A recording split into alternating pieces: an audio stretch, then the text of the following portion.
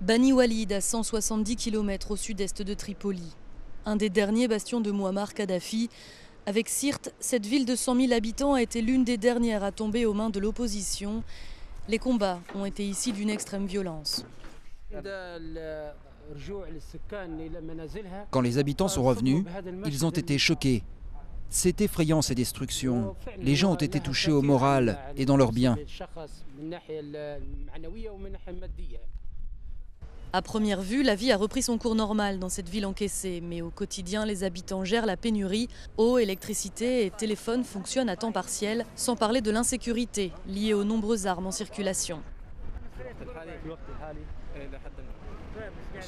Dans une certaine mesure, nous sommes en sécurité, mais pas à 100%. Même s'ils ne les portent pas, les gens ont gardé des armes chez eux.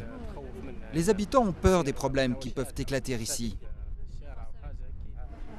Les pro-Kadhafi qui se sont enfuis ont creusé des trous près de chez eux pour cacher leurs munitions et leurs armes. Nous trouvons toujours ces balles et ces fusils. Par endroits, Bani Walid ressemble à une ville fantôme. Pour les quelques habitants qui sont revenus chez eux, la rancœur est vive.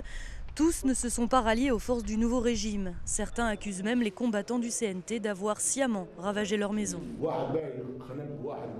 Des gens sont venus et ont volé nos affaires. C'est du vol, ces personnes sont des voleurs. Ils sont venus voler les voitures par exemple. Mais pourquoi venir et voler? Bien sûr, c'est de la vengeance, mais pourquoi? Je ne les connais pas. Hors caméra, les habitants de Bani Walid confient même qu'ils attendent juste un signal pour reprendre le combat contre les rebelles. Un détail de plus qui confirme que la situation n'est pas complètement maîtrisée dans les bastions encore fidèles à la mémoire de l'ex-leader libyen.